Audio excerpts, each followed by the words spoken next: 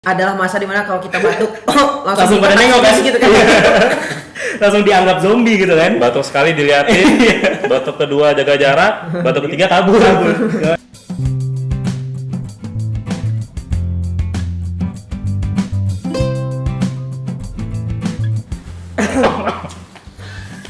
Ya, balik lagi di channel RK.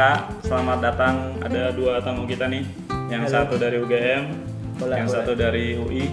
Alhamdulillah. Coba kenalan dulu dong. Siapa tahu ada yang belum kenal. Saya Tegar. Saya Fatur. Tuker kita ya. Iya. Jaketnya sama soalnya. Benar. Iya. Udah lulus joknya jadi jelek ya. Kebawa Fatur soalnya. Oh. Ya kenalan ya. Kenalan dulu ya. Ya, kenalan. Ya. Lo siapa? Tegar. Nama gua Tegar. Terus sudah lulus dari Udah UI. lulus, weh. Iya, gitu ya Tur. Alhamdulillah. Alhamdulillah. Saya Fatur. Gua sih setia sama UGM.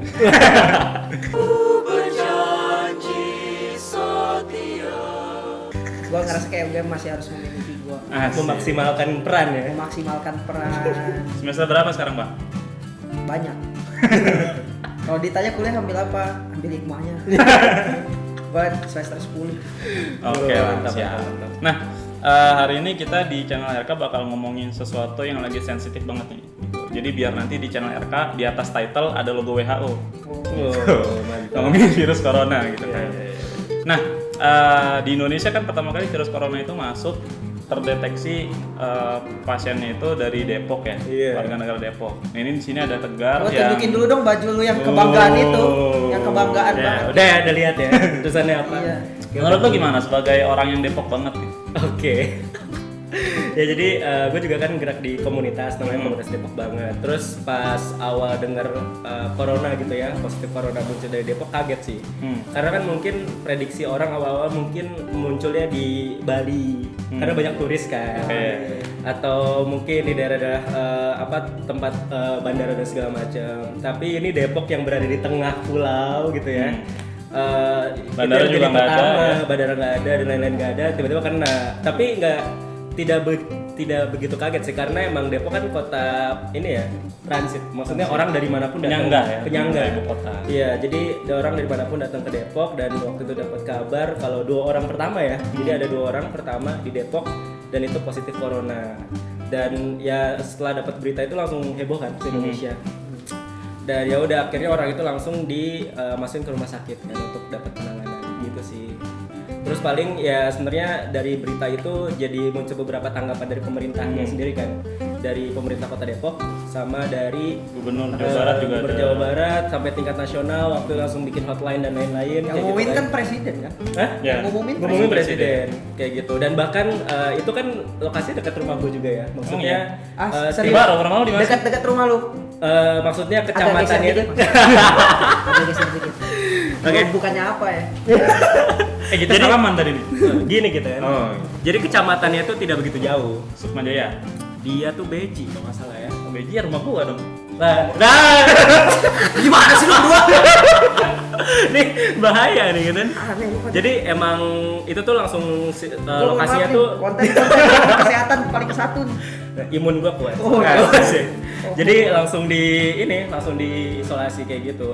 Tempatnya pun bahkan sampai rumahnya sendiri pun itu sampai dikasih garis polisi bahkan ya. Dan kayak gitu-gitu. Jadi emang sebenarnya sih gue berharap dari kasus yang muncul pertama di Depok ini justru aware boleh, tapi jangan sampai panik banget sih. panik, ya. Dan sekarang kondisinya jadi panik semua, serba panik kayak gitu. Siap. Ya, gue juga sempat ngobrolin sama beberapa alumni RK gitu kan tentang kepanikan publik gitu kan. Jadi yang mau nonton bisa cek di channel gue aja. Promosi calon ya? Iya. Iya, jadi katanya memang wabah itu kan udah jadi semacam concern internasional kan. Pandemik bahkan per tanggal berapa tuh? 11 ya apa 10 gitu lupa. Nah, gue dapat berita kemarin katanya dari sisi ini kebetulan ada orang FKG gitu kan. Mahasiswa ya. Mahasiswa. Mahasiswa FKG. Mahasiswa FKG. Luar biasa. Yang sudah lama tidak kuliah. Nah, kabarnya tuh katanya di ruang praktek dokter itu potensi persebaran itu malah jadi lebih cukup besar gitu kan. Nah, Iya, itu iya. menurut lo gimana? Apa yang bisa menyebabkan itu kejadian? Enggak, ya yang pertama tuh kayak gini, kenapa panik itu nggak boleh? Karena kita bisa jadi ngezalimin orang lain. Kenapa itu bisa terjadi?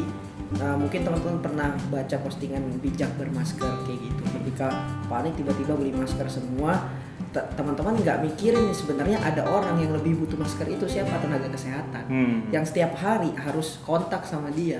Hari ini universitas boleh tutup, kantor boleh suruh kerja di rumah, tapi dokter, tapi perawat, tapi suster, mereka kagak boleh bos. Rumah sakit nggak boleh tutup. Mereka tetap kerja di sana, nggak bisa lewat online atau kerja dari rumah. Coba fotoin dulu gitu, mana ada yang mana, coba batuknya gimana, gua mau dengar gitu. Kagak bisa begitu, harus langsung kena. Makanya kenapa resikonya tinggi ya, karena dia paling dekat sama itu. Bahkan dari, kalau nggak salah dari UNER apa ya, itu ngasih rekomendasi untuk dokter gigi itu pakai baju pelindung tuh, alat pelindung diri gitu, APD yang dipakai untuk emang kasus-kasus tertentu gitu, emang buat melindungi itu, saking emang bahayanya. Perlu banget yang namanya hari ini itu keterbukaan informasi sejelas-jelasnya.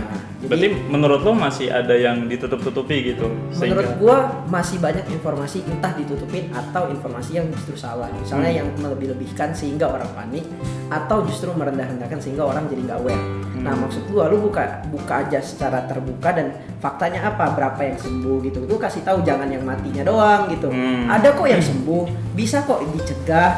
Kasihlah edukasi. Hari ini yang penting bagi kita semua yang hari ini ada di satu kondisi ini adalah informasi yang cukup. Karena satu aja kita misleading informasi, satu aja informasi kita nggak dapat, katakanlah misalnya kita nggak tahu gejalanya apa, kita bukan hanya membahayakan diri sendiri, tapi juga orang lain yang ada di sekitar kita. Siap. Nah, sebagai alumni RK nih, gimana tuh? ada pesan nggak buat orang-orang Indonesia nih biar nggak panik? Kalau kata Fatur kan tadi harus keterbukaan informasi gitu kan. Cuman kan itu bukan dari sisi kitanya dari masyarakat kan, itu dari sisi medianya gitu kan, dari pemerintahnya gitu kan. Karena emang media bikin berita tuh clickbait banget emang beberapa kali gitu kan. Lu nih sebagai alumni RK nih, sebagai pesan apa untuk masyarakat Indonesia? Paling penting menurut gue ini sih, pertama ketika dapat informasi itu jangan gatel tangannya untuk langsung disebar-sebar sebelum itu tuh clear gitu sih, karena itu akan memperparah kondisi. Kayak misalnya kemarin ada tuh berita yang di Cianjur meninggal suspek corona, padahal tidak terbukti ternyata dia meninggal karena corona, tapi itu udah heboh banget dan itu udah banyak banget disebar. Jadi menurut gue emang jangan bikin makin panik sih, bijak dalam bersosial media. Terus yang kedua, karena gue selalu melihat lingkungan tuh nggak bisa dikendalikan kan. Orang tiba-tiba bersin nggak bisa kita omelin kan. Memang dia bersin gitu kan. Ini adalah masa dimana kalau kita batuk, langsung pada nengok kan gitu kan. Langsung dianggap zombie gitu kan. Batuk sekali diliatin, batuk kedua jaga jarak, batuk ketiga kabur. Bakar gitu ya. Nah jadi dari situ ya intinya dari kitanya sendiri sih, kita ngejaga diri kita dengan vitamin, pola hidup sehat itu selalu dijaga, karena ya emang selalu ada edukasinya kan bahwa sebenarnya virus itu ya yang bisa membuat kita terhindar ya diri kita sendiri, self defense-nya kayak gitu. Jadi itu perlu banget untuk terus diperhatikan sih.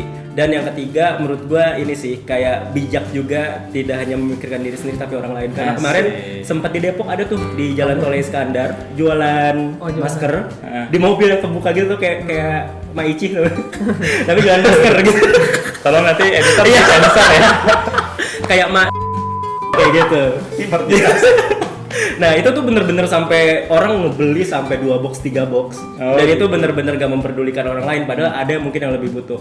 Gue sih melihat jadi kayak makin real aja jomplangnya orang yang punya uang dengan orang yang tidak punya uang. Kayak gitu, yang tidak punya uang ya udah dia tinggal pasar aja. Gue ya udah ada corona juga ya udah sakit udah takdir ya. Iya udah takdir kayak gitu. Jadi paling 3 hal itu sih yang pengen disampaikan. Oke tuh, gimana lu sebagai mahasiswa ilmu kesehatan nih, pesan apa buat masyarakat?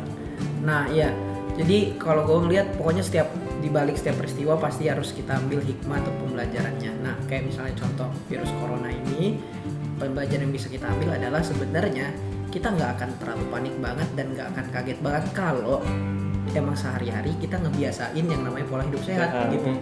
Jadi cuci tangan dengan benar, minum vitamin, jaga kesehatan. terus adab bersin, Adab adab bersin. batuk, kemudian ada berinteraksi dengan orang lain. Menurut gua itu kalau emang dari dulu udah kita emang jadikan kebiasaan, apapun ntar case-nya kita udah bisa kebiasa dengan itu. Wabah apapun. Ya? Wabah apapun maksud gua. Nah, jadi ya kita bisa ambil pelajaran dari corona ini adalah oke, after corona kita harusnya udah mulai mikir dong bahwasanya kita jangan sampai ngulang ini untuk kedua kalinya. Dan ya udah, kita bukan cuci tangan tuh kan bukan karena corona doang, tapi memang karena kita care sama diri kita dan kita care sama orang lain, sama kesehatan gitu. Kalau misalnya boleh nyinggung dikit ya soal BPJS ya, soal pola hidup sehat, di BPJS tuh yang paling ngabisin dana itu tuh penyakit katastrofik. Penyakit katastrofik itu lahir dari apa? Dari pola hidup yang nggak benar gitu. Jadi sebenarnya ketika kita udah nerapin pola hidup yang benar, yang sehat gitu, ya akan banyak banget benefit lain kayak gitu, bukan hanya soal corona ini doang gitu. Nah, dan corona ini menurut gua salah satu pembelajarannya adalah itu, membiasakan pola hidup sehat. Satu, yang kedua buat teman-teman, buat diri kita sendiri gitu ya, jangan nggak usah terlalu berlebihan. Jadi kita harus tahu bahwasanya memang corona ini adalah virus yang berbahaya. Dia bisa tahan di benda mati 9 hari. Iya. Penularannya cepat, mutasi cepat, belum ada antivirusnya kayak gitu. Nggak ketahuan kalau belum 2 minggu. Nggak ketahuan dulu ya kalau belum 2 minggu gitu lah. Dan beberapa spesifikasi lain yang emang ya udah buat kita sadar bahwasanya ini bahaya gitu. Tapi jangan khawatir kok, kita punya langkah-langkahnya. Ikutin dari WHO ada rekomendasinya, dari dosen-dosen kita di bidang kesehatan, dari tenaga medis. Insya Allah kalau udah kayak gitu, kita semua bisa ngalahin virus ini. Udah kok negeri-negeri yang udah berhasil ngalahin ini. Vietnam bisa, di Wuhan juga udah mulai sembuh. Ya, udah gitu. mulai turun ya. Udah mulai trennya. turun. Jadi insya Allah sebenarnya kalau kita disiplin nih, masing-masing diri kita disiplin, insya Allah bisa kita kalahin virus corona ini. Dan selalu jangan lupa, itu kan kita ngomongin ikhtiar lahiriah. Kalau kata para ustadz, bukan kata gua. Ada yang kedua, yang sebenarnya disinilah kekuatannya kita nih, ikhtiar batiniah. Jangan lupa tiap habis sholat di waktu yang mustajab doa. Kita berdoa bareng-bareng, semoga kita diberi kesehatan, diberi kekuatan untuk ngalahin virus ini, nggak masuk ke tubuh kita, nggak masuk ke tubuh orang lain. Indonesia bisa bangkit lagi dari sini. Gue yakin ikhtiar lahiriah, ikhtiar batiniah, kolaps, jadi ini kelar virusnya. Kelihatan masalah apapun. Keren. Bismillah. Oke, itu aja. Sampai ketemu lagi di video channel RK yang lainnya. Buat yang belum follow, 2 influencer keren ini, ada Fatur, ada Tegar gitu kan. Nanti bisa dicek aja di deskripsi. Sukses terus buat Rumah Kepemimpinan. Semangat. Alumninya keren-keren. Oke, dadah. Dadah.